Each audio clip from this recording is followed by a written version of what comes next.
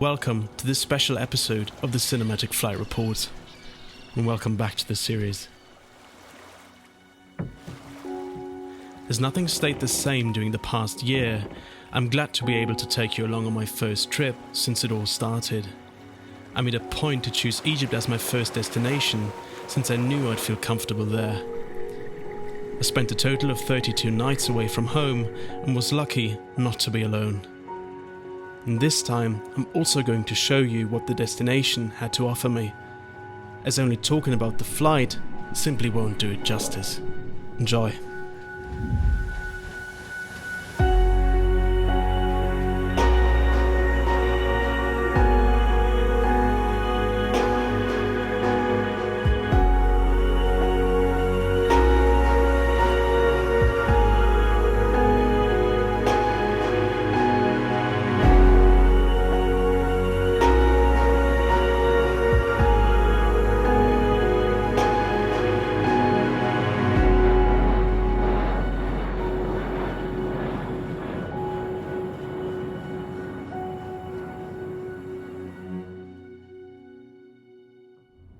It's almost February of 2021, and for the first time this winter, the western part of Germany was hit by snowfall.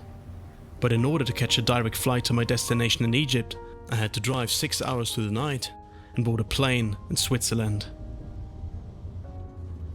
And after arriving at the airport in Zurich, we were met by the porter, waiting alongside an airport VIP service agent. They took care of our luggage and escorted us through security and into the lounge. And even though the airport was deserted and the VIP lounge wasn't allowed to serve any food or drink, the service still had its perks. There's no need to go back to the terminal, as outside of the lounge, a fleet of BMW limousines is waiting. After speedy and private passport control, we were driven to the plane and were therefore in for a ride across the apron. And today, we'll be flying this Edelweiss A319 to Hurghada before continuing our journey to Marsa Alam. Edelweiss Air is based right here in Zurich, part of the Lufthansa Group, and mainly carries out flights to tourist destinations.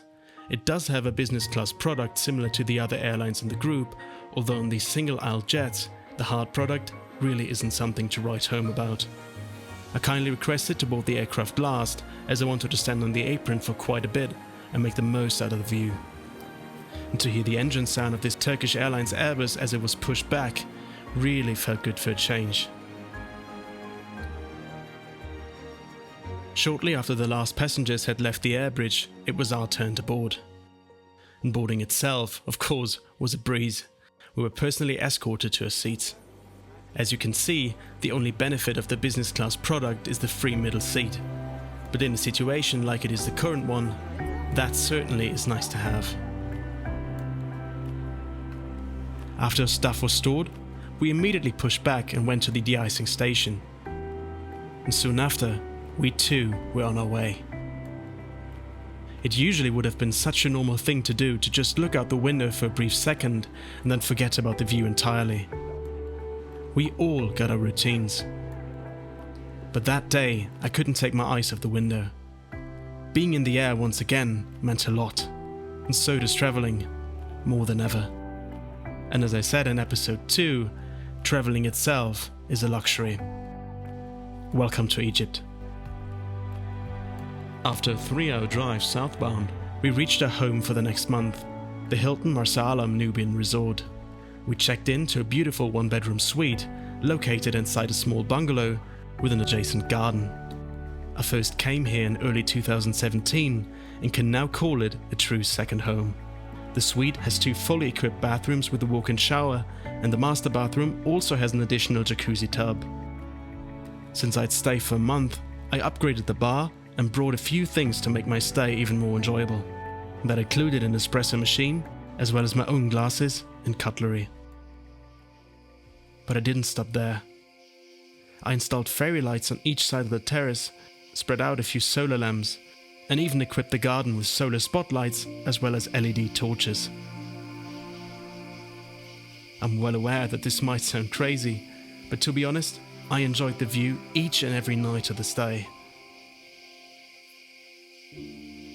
As soon as the sun set, the garden would just glow up. This atmosphere was well worth the trouble. One of the reasons why I'll always come back to this place is its remote location on the Red Sea and Abu Dhabi beach. There's just one hotel on each side of the bay, giving you all the space you could ask for. And in contrast to many other places around the world, marine life here is pretty much intact. The reef on either side of the bay is actually full of life. It's a fantastic spot to explore. There's no need to go any other place than the House Reef to enjoy all of this. Once you step into the water, it's all there. The corals are colourful and have mostly been spared from bleaching events. Many reefs across the world have already turned white, from the Maldives to Australia. But here, the colours are similar to what you'd find in an aquarium. And regardless if you're a diver or just snorkeling like me, it is an amazing experience, each and every time. I also love the peace and tranquility that I can find in this hotel. A single day by the sea and in the garden can sometimes be worth more than a whole week in another place. Simply paying attention to the beauty around you can be enough to really relax and unwind. The weather is pleasant all year round, and even now in winter, the sun has enough power to get a good tan. After all the stresses and strains of the past year, I appreciated these moments like never before. And if I could just wish for one thing in the future, it would be to never lose this respect and appreciation for these moments, no matter what. So each day started with the delivery of a fruit platter, just like this one. I asked the kitchen to select whatever came in fresh, and they were kind enough to go the extra mile and prepare it. As we had everything else in our suite, we had a breakfast right there in the garden, alongside fresh coffee and sometimes even more exclusive treats. That kind of privacy and dedicated service is something you rarely find throughout a regular hotel stay. Dinner was no exception. Sometimes we didn't even want to leave the suite for that, and meals were served tableside, course by course. By the end of week 1, I installed the final upgrade to the terrace, converting it to an outdoor living room. I took 2 sunbeds from the pool and fitted them with a couple of blankets.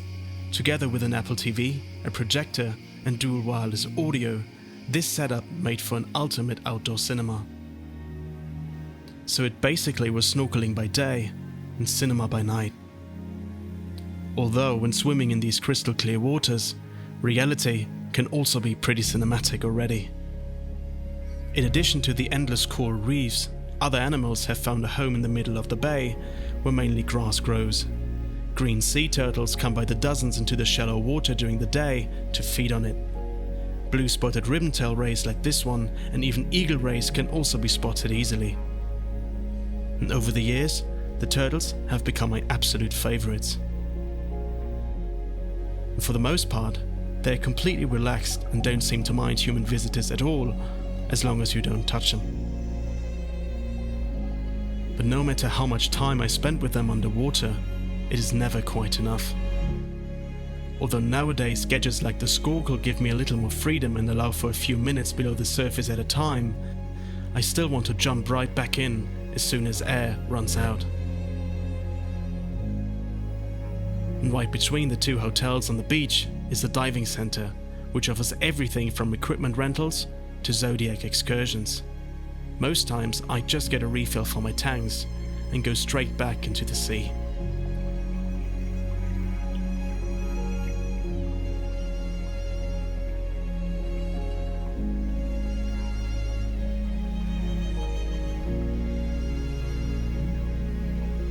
By the end of week 2, we started to think about leaving Marsa Alam for a few days and seeing some of Egypt's archaeological heritage.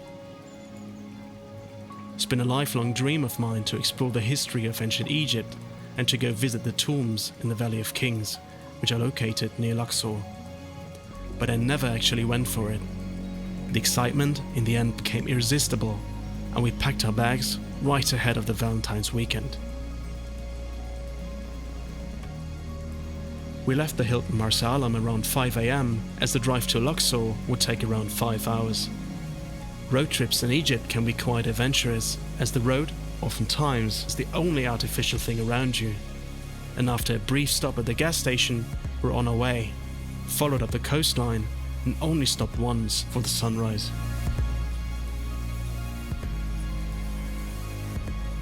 After passing the city of Quizir, we then turned west and headed inland, crossing through barren wasteland and into the desert.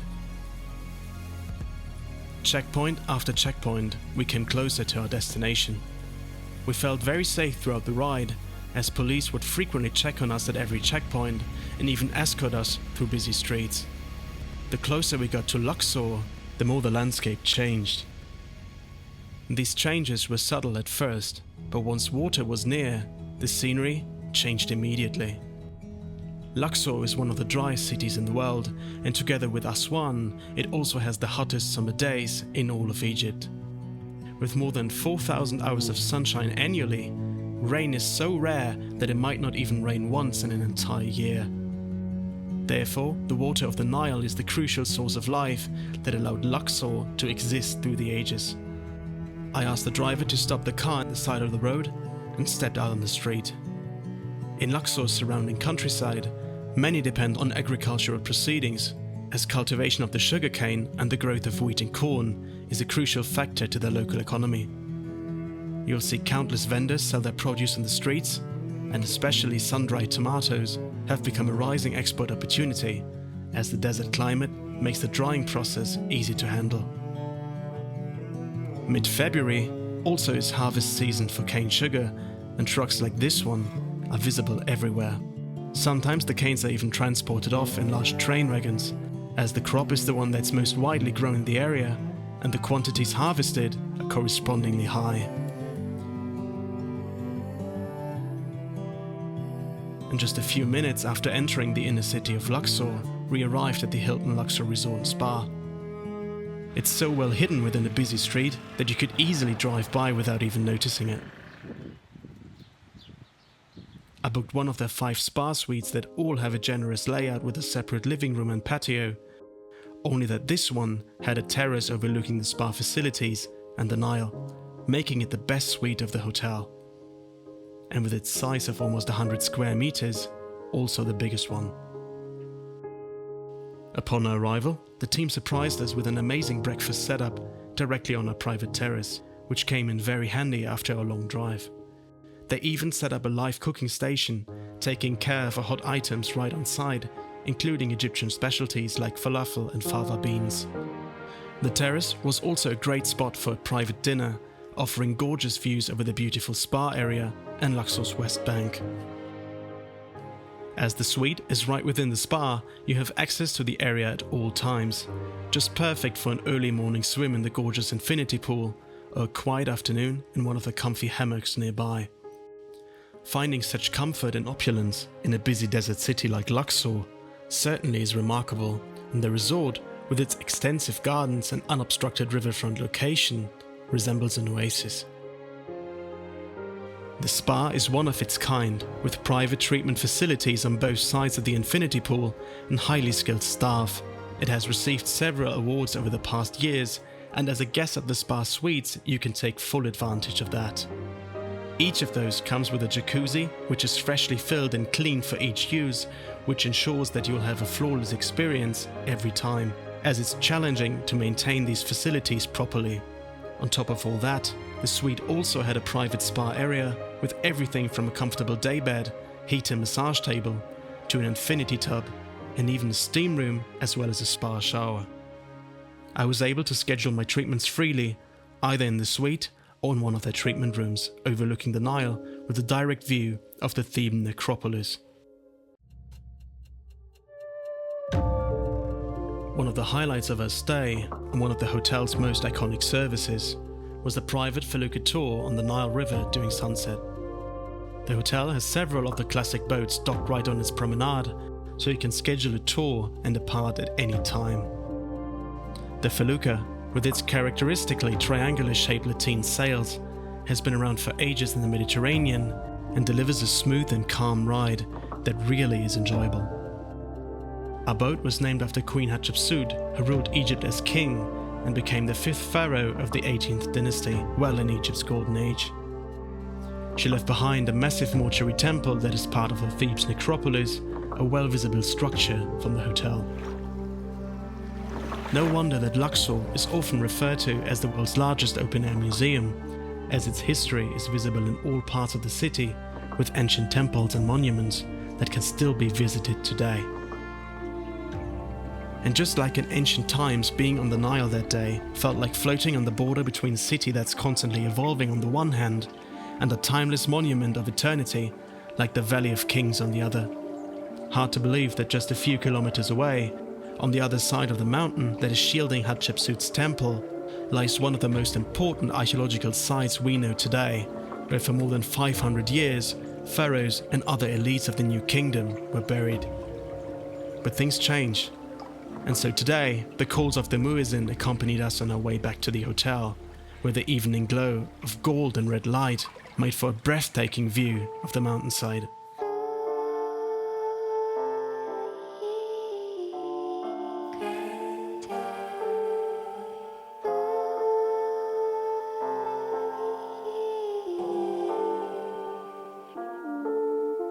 We sat down on the promenade and then gathered around the fire pit for a traditional tagine dinner.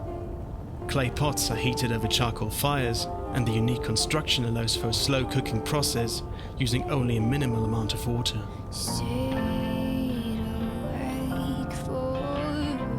And as it often happens with Egyptian cuisine, it was very hard to even try everything from the huge variety of dishes and sides.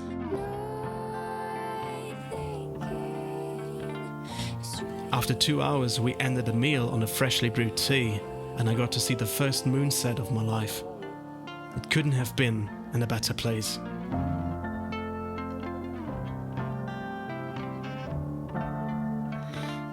In the meantime, the spa team had already set up the jacuzzi and decorated the terrace accordingly, so all we had to do was to take our bottle of wine up to our room and to enjoy the starry night in one of Egypt's most amazing cities.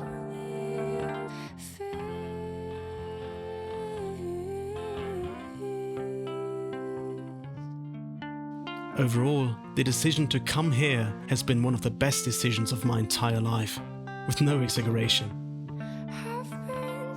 It has shown me once again that sometimes spontaneous decisions can lead to the most rewarding experiences. Everything during this trip was just right, from the choice of hotel down to the planning and execution of our excursions. Everyone at the Hilton was looking after us, and the staff went above and beyond to ensure we'd make great memories. I would do it again just like this, without any doubt. And for Valentine's night, the hotel again exceeded expectations. They organized a relaxed evening with live music and a festive dinner, which quite casually conveyed a bit of normality. I'm sure that it was not only me who missed that in the past year. They set up a private table for us, away from the restaurant, but with the same unobstructed view of the mountain range on the west bank. The mood was incredible, and so was the food. It was an appropriate end to a magnificent time spent in Luxor. Now, there's just one thing left to show, and that is the Valley of Kings, as well as the Luxor Temple, only one example of the infinite heritage that is to explore here. The Colossi of Memnon leads the way into the World Heritage Site, located below a pyramid-shaped mountaintop, where so far more than 60 rock-cut tombs have been discovered. From small ones like the famous tomb of Tutankhamun, to unbelievably big ones like Queen Hatshepsut's that leads over 200 meters down into the mountain, with a burial chamber at an incredible 97 meters below the surface. Each tomb is different. But the pharaoh tombs all show excerpts of the voyage of the god of gods, the sun god Ra, who's crossing the 12 gates of the underworld on his sunboat, fighting through the night until the sun that set in the west is born again in the east.